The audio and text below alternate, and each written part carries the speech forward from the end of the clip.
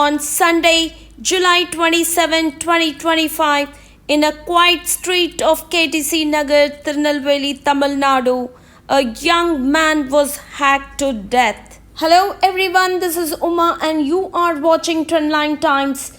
Today I bring to you a story that is not just shocking, it is heartbreaking and enraging. A young software engineer named Kavin Ganesh, working at TCS in Chennai, was brutally murdered in broad daylight. Why? Because he fell in love, because he was a Dalit, and because in the eyes of a so-called honorable society, his life wasn't worth their caste pride. Kavin was just 27, brilliant, soft-spoken, a dreamer. He came back to Tirunelveli to visit his grandfather who was unwell. Just a few hours later, he was dead, hacked with a sickle, left bleeding on the road in front of the very hospital where the women he loved worked. Kavin and Shubhashni were in love for years from school time. She belonged to a dominant caste. Kavin was Dalit, but love doesn't see caste, society does. The main accused, her brother Surjit, a young man in his 20s, and shockingly both of their parents are police officers. Yes, you heard that right. Two sub-inspectors, those who swore to protect the law, are now accused of plotting this murder. Kavin's family alleges that this was no spontaneous act. It was cold-blooded murder, planned, encouraged, enabled by a family who could not accept their daughter loving a Dalit.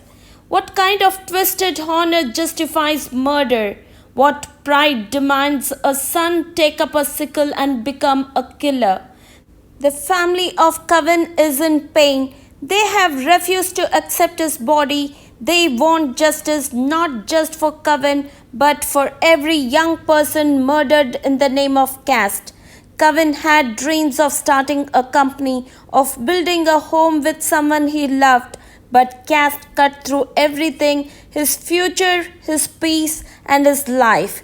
This is not just one murder, this is a mirror to our society where love can get you killed, where your surname decides your worth, where justice often struggles against the weight of caste loyalties even within the system. They silenced Kavin, but they can't silence the questions he leaves behind.